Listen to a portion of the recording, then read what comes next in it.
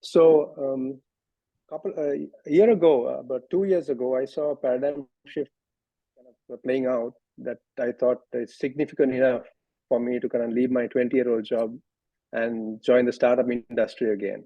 Right. So the generative AI has such a big impact on the planet, I think, that it was time for me to make a change in my personal career. So if you look at where we are right now, currently we are supposed to be in the fourth industrial revolution, which is a combination of IoT, AI, cloud, big data, essentially cyber physical systems.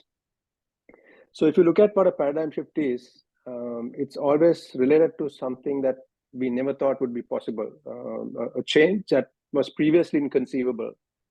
And it causes a fundamental change in our understanding and assumptions. And it has a very broad societal impact, whether it be in employment, the financial impact, the acceleration of productivity, some of those aspects. And I believe we are truly in one of those pivotal points in history that we are at that cusp of a major paradigm shift. I don't know whether this shift is going to be called the fifth industrial revolution at some point, but we definitely know it's a major paradigm shift. If you look at the time it took for certain technologies to reach 100 million people, monthly active users, Instagram took 2.5 years, TikTok took 9 months, and ChatGPT took two months. That's to reach 100 million people. So that's a very significant in terms of adoption and reach in terms of this technology.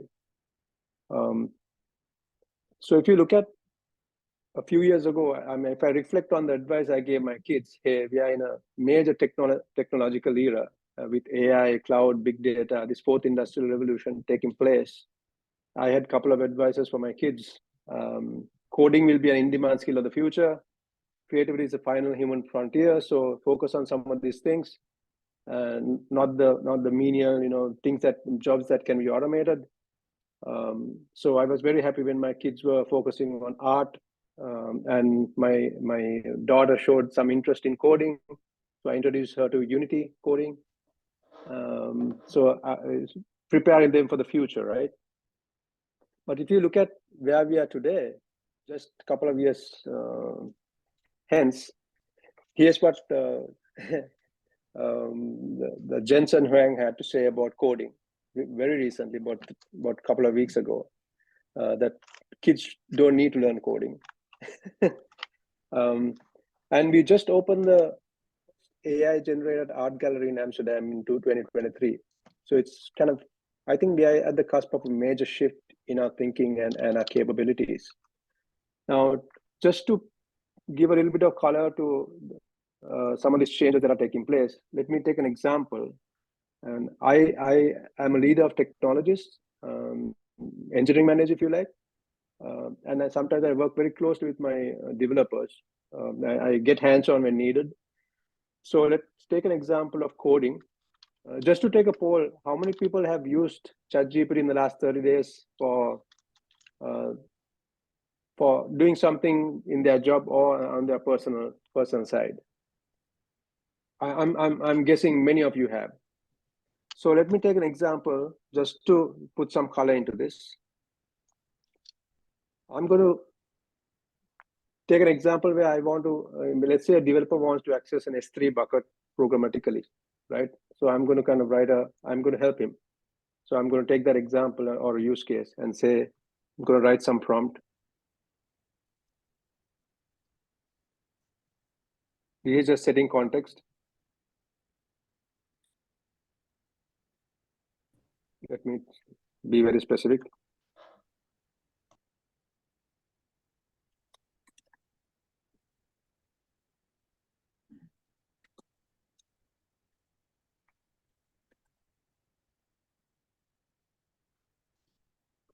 Let's see what it comes back with.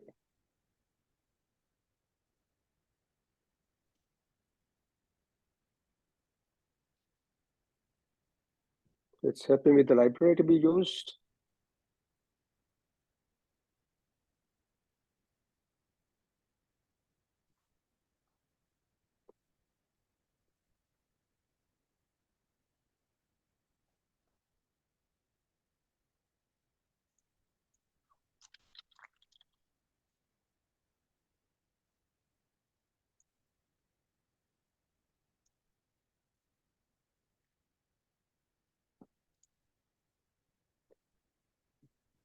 Okay, this is not too bad, except that it's just a sample piece of code just for the access, and that's not really what I needed.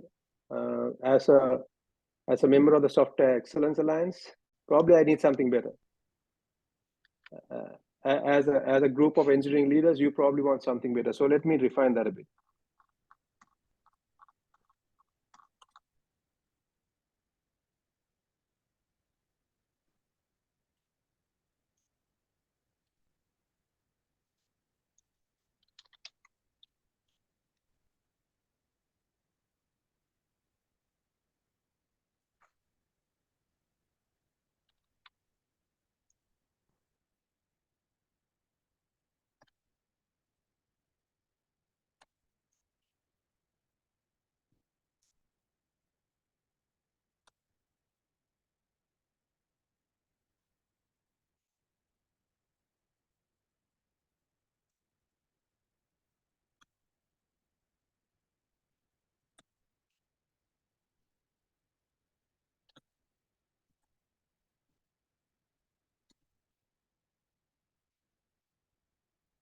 Let's see what that comes up back with.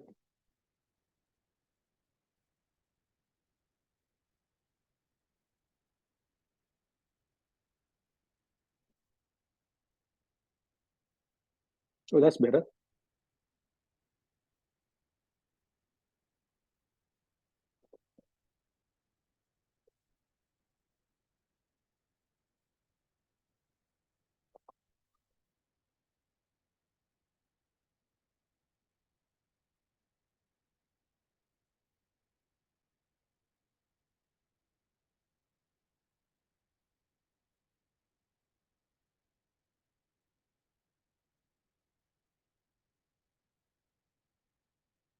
So what I want to kind of cover is a common mistake that I see with a lot of developers. Unfortunately, even among the developers that I work with, many of them don't trust some of these code generation tools. So what happens most of the time is they issue the first prompt, and based on the results, they kind of give up, and they don't see that they need to kind of engage anymore, and they start coding themselves. But the interesting thing about this technology, you can keep engaging with the technology until you get what you want. So all of the best practices, all of the things that you really wanted to happen, you really should persevere until you get what you want. And that's something that I keep teaching my developers, and almost making sure that they actually do it until they kind of experience it. Once you experience it once, I think they get the hang of it, and after that they become believers. So I think that's a really important piece. So this does not mean, my personal opinion is, this does not mean that you don't need development, but it's just that with AI you become much better. You can become a much better developer, much faster developer. So it's just that with AI, a developer with AI versus a developer without AI is a big difference in terms of productivity. And the background in development, I was able to ask these questions about the factory pattern, about the best practices, because I learned them.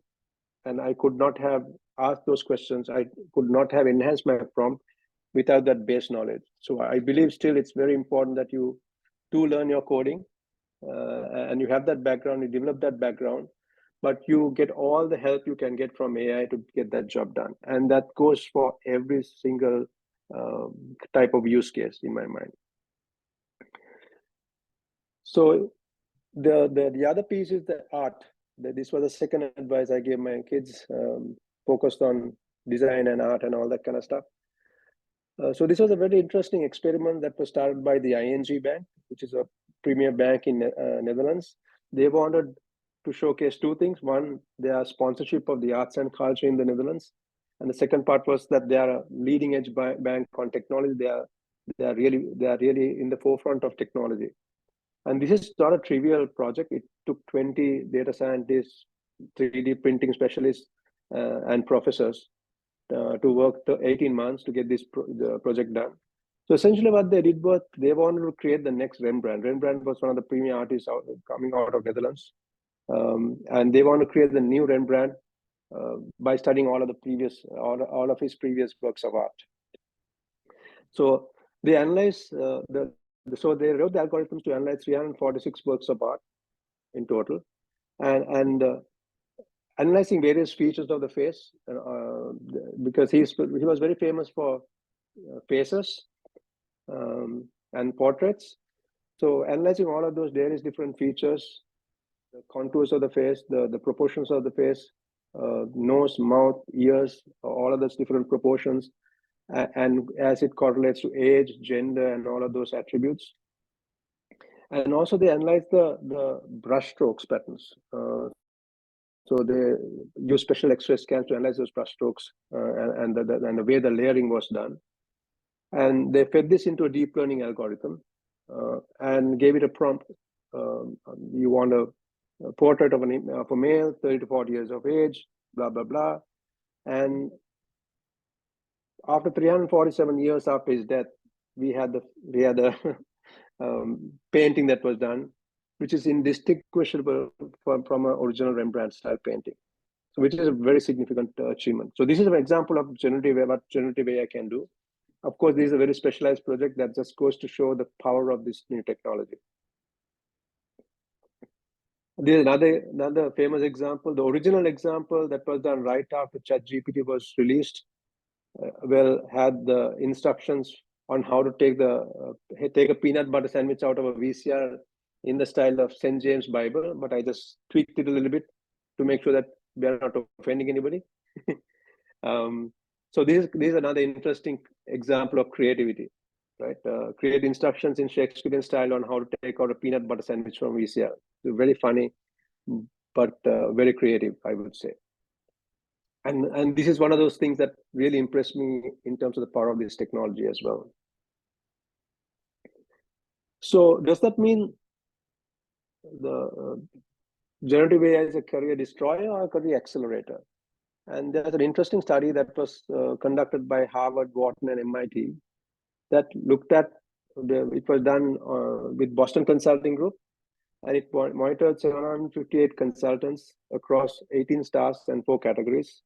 And what they found was, and this was against various tasks of involving creativity, involving, creating press releases, analyzing, user segmentation, analytics tasks, creativity tasks, and all of those kind of tasks that are done by highly paid consultants. They found that they completed their task 25% quicker with 40% higher quality using GPT-4. So very, very interesting outcome. And also data from GitHub says that more than 50% developers are using AI today, and they complete the task 55% quicker. An interesting result from this research was that the impact on some of the lower performers was much higher than the impact on the higher performers. So if you look at the baseline productivity that was found by the participants, and the improvement that occurred due to GPT, the use of this technology, the impact was much higher on the low performers. So that's a very interesting outcome that has a huge economic impact, I believe, when you employ this technology.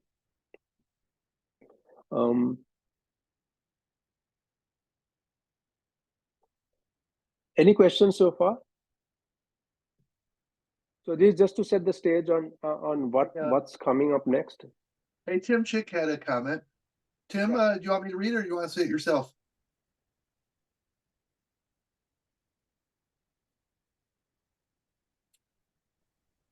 Sorry, I think I'm unmuted. I'm okay saying it myself. So Mark Sherman here has done some presentations. I don't know if he's really written a report to publish it, but he basically used AI code generating tools to see whether it produced secure code. And it compared the code to our secure coding standards for C and C++, I think is what he used. And what he found was that the AI produced pretty insecure code. And then there's other research that he's referenced that says that junior developers, people with a little bit of experience, they're more likely to blindly accept the AI-generated code, even if it's wrong, because they lack the confidence to correct it. Before you reply, Shindika, just so everybody knows, Tim Chick works at the world-renowned Software Engineering Institute, specifically in the cybersecurity area. Did I get that right, Okay. Tim? You did. I don't know about world renowned, but yes, everything else. Yeah, I think Lifting you up, Tim.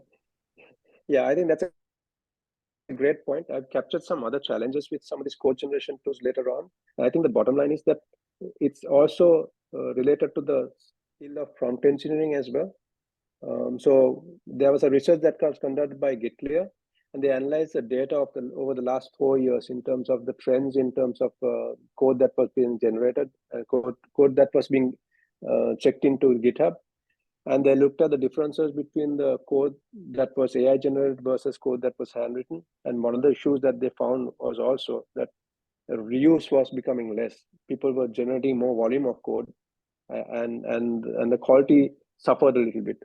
I think part of the reason is that the strength of prompt engineering, the one I showed, right? I mean, if you look at the code that I generated first versus code generated next, has a big difference. If you look at this code, very basic code, just goes to show how to access an S3 bucket, versus this one uses some of the best practices, some of the logging, exception handling, and all of that stuff.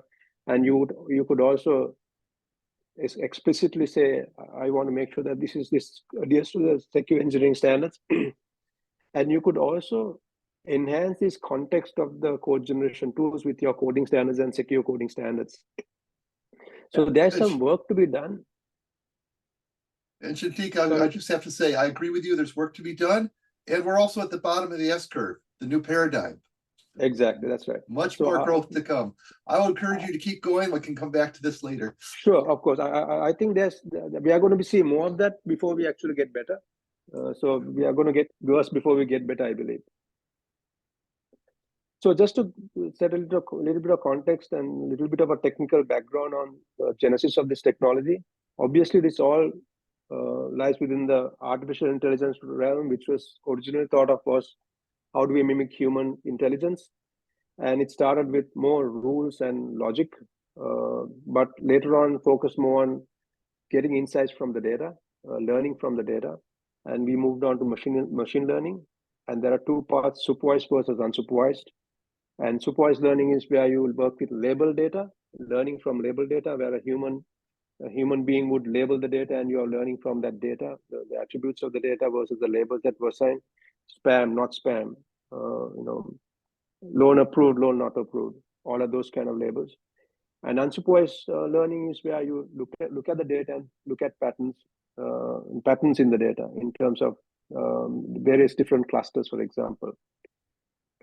And as we moved further along that journey, we created more complex neural networks that were able to decipher images and complex work with very complex data. And that requires neural networks with multiple layers and complexity. And we got deep learning. And one of the things about deep learning is that you actually work with much more complex data and many layers in the neural network itself. And although deep learning was able to do classification, prediction, and all of that, it was not able to generate data. So the next stage of this evolution was we used some of those patterns that were recognized to not just recognize data, but generate new data. So that was the genesis of generative AI. And another important part of this journey was how do you interact with these deep learning models? How do you interact with these algorithms? And that's where large language models comes into the picture, where you feed a large volume of textual data and use natural language processing to understand the text data and create models and create the output based on the prompts. So that's where that was a very important part of this journey, where you actually enhance the interaction with the human user.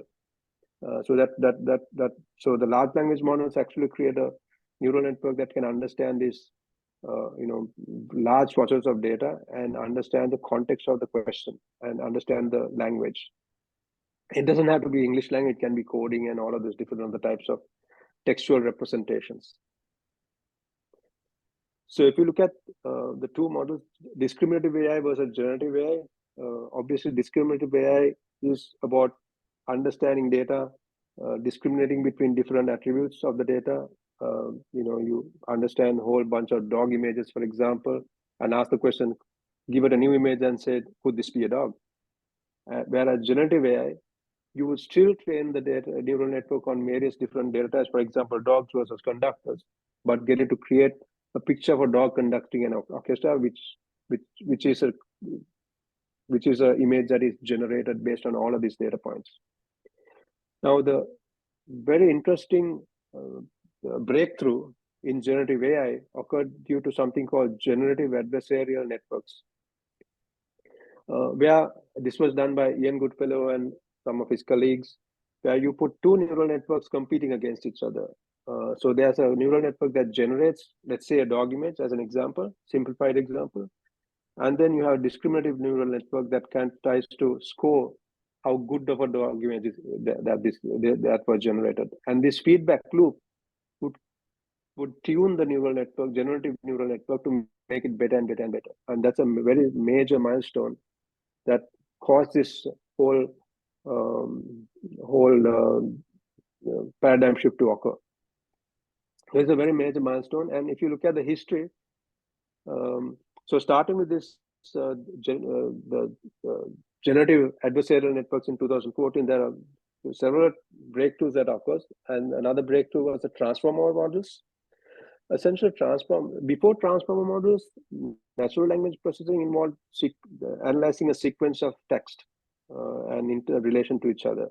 But transformer models looks at the whole text, whole context of the sentence or paragraph together, and analyzes each of the words in relation to the other words surrounding it, and not just the previous word or the next word, but all the words surrounding it.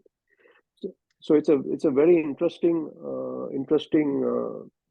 milestone that really increased the understanding of text and processing of text by leaps and bounds, and that's what made large language models possible. And obviously, several other years later, you also have the 2022, which was a major milestone where OpenAI was released to the public. I think that's what really caught on and got all the masses involved in this whole new technology. So if you look at the state of generative AI adoption today, and I'm taking a lot of data from this Boston Consulting Group study, which is very good, which is a pretty useful study.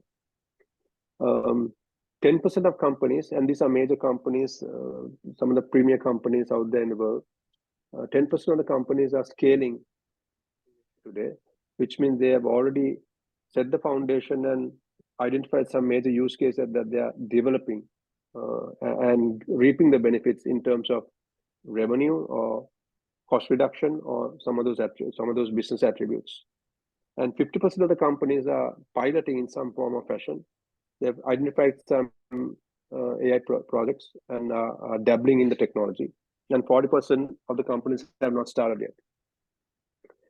And while some of these companies are from technology giants like Google and Microsoft and all of that, about 2/3 are companies in traditional domains like energy, insurance, biopharma. So this is very, very broad in terms of the application of this technology.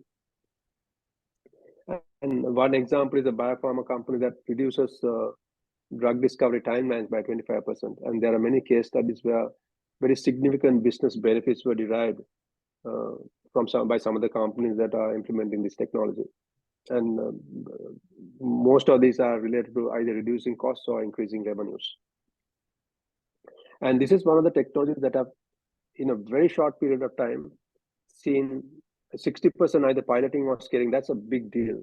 That's a huge amount of adoption across the board in many of these companies. So truly a paradigm shift, that very accelerated paradigm shift, I would say. So if you look at some of the popular use cases by industry, and financial institutions are a major beneficiary. And if you look at some of the productivity increases that you see, and the good news is if you are in a particular industry, you don't have to start from scratch. You can look at some of these statistics and some of the areas that companies are already applying in that particular industry, and use that as a cue, so that the use cases that you select has already been proven by other companies in that particular domain to start with. So customer service, for example, is a major area of improvement. Conversational customer service support, I've seen many of these use cases in my own career as well. So 30 to 50% productivity increase, fewer inbound calls, faster handling times, improved customer satisfaction, obviously a lot of huge business benefits. And in terms of risk and compliance, 10 to 20% improvement in productivity and accuracy, very significant benefits. And on the IT side, in banks and financial institutions, very significant 40 to 60% more efficient code generation and completion. Of course, barring the risk that Tim highlighted, I think there are certain mitigation that you need to take, certain setup training that you need to provide to developers and the people who are using this technology. I'll cover some of those risks at some point, and how to mitigate some of those risks as well. So a lot of major use cases that you can kind of benefit by using this technology in the financial industry, banks, insurance. Again, customer support is a major area, and some of the common themes. Customer support in IT software and coding is pretty common, and then underwriting, claims, and benefits management. Those are areas that can benefit very significantly in terms of productivity gains using this technology. Retail companies, lot of again, you see customer support, personalized offers and discounts. So, for example, marketing. So a lot of different areas that you can apply this technology. Again, I'm not going to go into details in each of these, but these are all well documented out there. So if you're in a particular industry, just look at what are the areas that Gen AI is really helping, and start from that point. The other key pieces, what the study found was that the top performers are differentiated by a few key capabilities, and one of the most important, one of the reasons that some of the companies did not start, number one reason that some of the companies had not even started, was the lack of strong leadership support. So that's the number one. I think that's one of the most important differentiators that some of the scaling companies had in terms of adopting generative AI. So that's a starting point. And then you had also some of these companies had a modern technology and data infrastructure. And advanced data strategy is pretty important. If you look at what you require, the prerequisites you need to really make use of this technology, apart from just adopting a Copilot or Code Whisperer or something like that, which is pretty straightforward.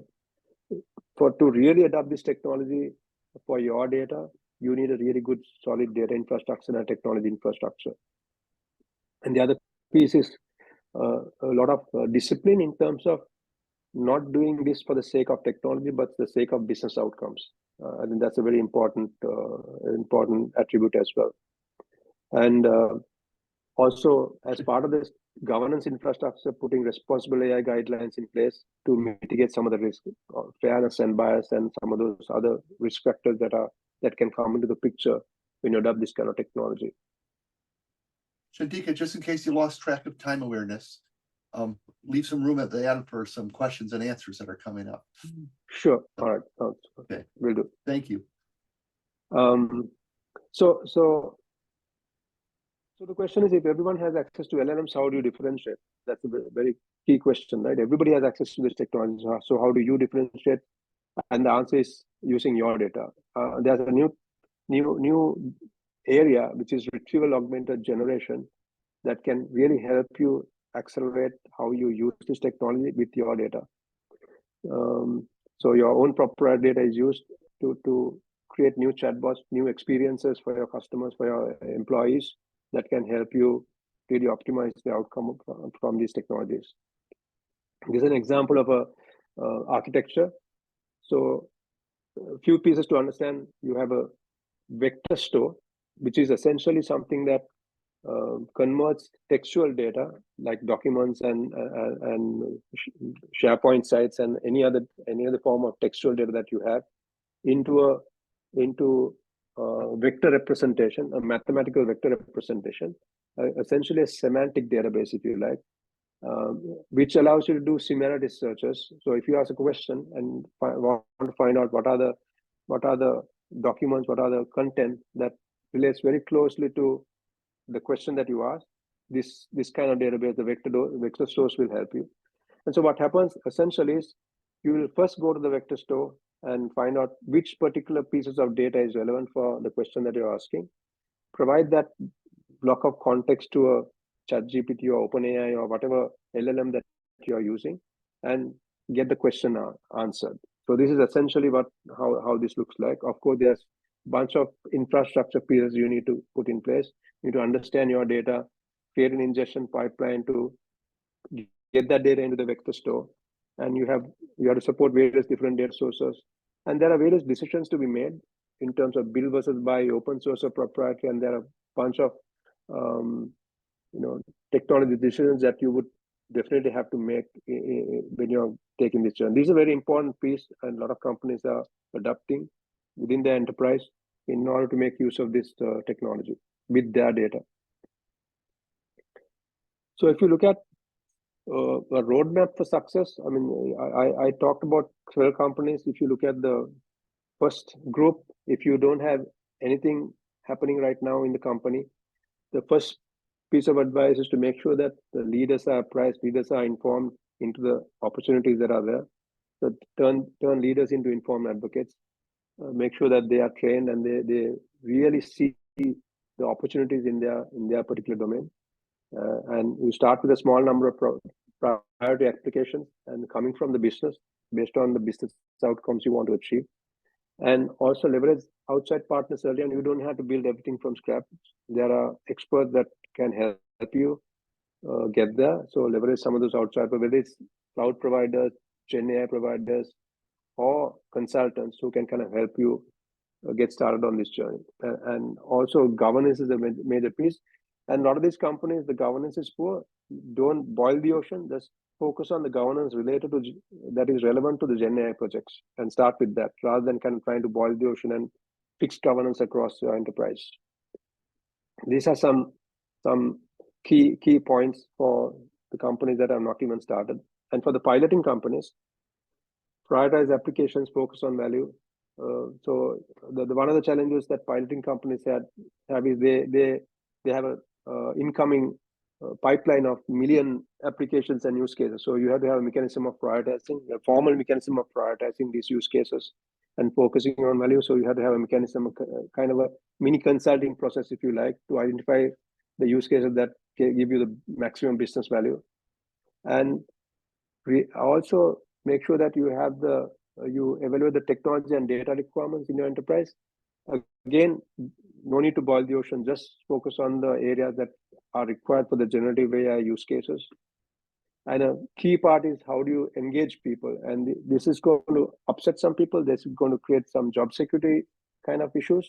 So it's important to engage people, make them co-conspirators in your particular enterprise in starting this journey. And many real world examples. And this is just one page from Google Vertex AI, which is a technology I use in some of the startups that I'm working with. And there are similar pages with AWS and Databricks, all of these different companies that are having LLM technologies. A lot of real good use cases. Wendy's, for example, is a great example. If you look at the amount of customization that you can do with a menu when you're ordering in a drive-through, there are like a billion combinations. So with traditional technology, it would be impossible to kind of cater to something like that. Traditional chatbot kind of technology would be absolutely impossible. But this new technology, generative AI, with customized menu data, is enabling this kind of use cases to be implemented. So it's a very significant gain. Again, customer service and anywhere where people are interacting with human beings using proprietary data is a really good target to start with. So these are some of the challenges and risks involved with this technology. Humans can switch off their brains.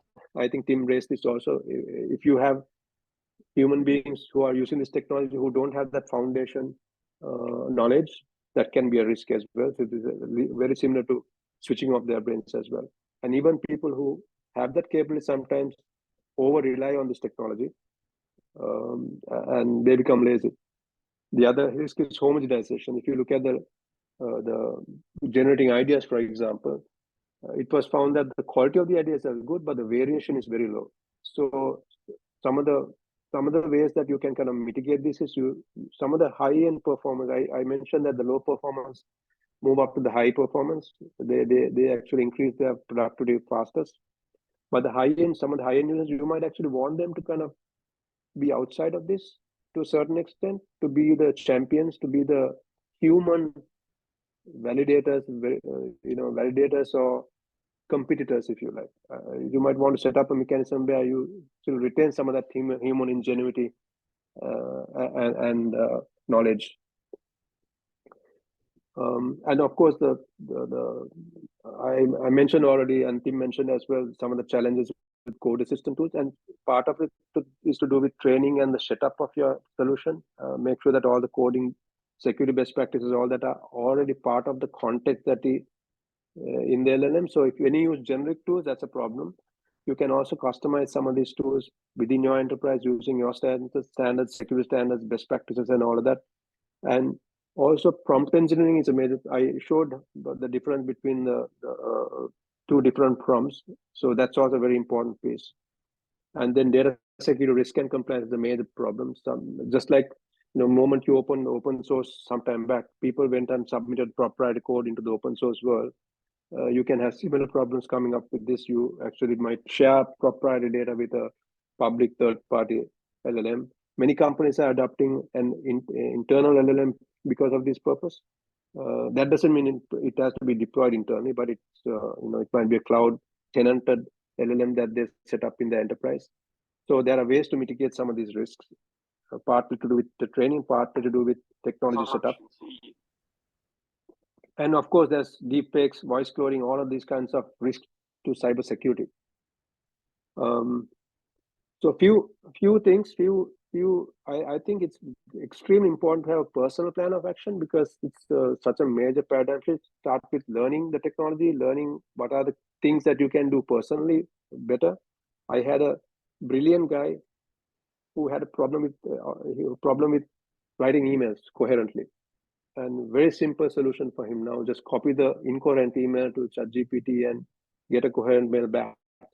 Now he doesn't have that problem anymore. He's brilliant with very coherent, well-written emails right now. So there are lots of cases where you have enablement and acceleration that you can help people with, and identify the opportunities both in personal life as well as in the professional life, and partner with early adopters.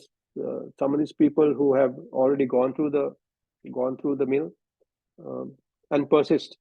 Make sure that both personally, I mentioned even in terms of developers, how they give up too early without persisting with the questioning and the outcomes, and make sure that some of these kind of best practices are followed. And it's extremely important to have a personal plan of action on how this technology will benefit you and your company.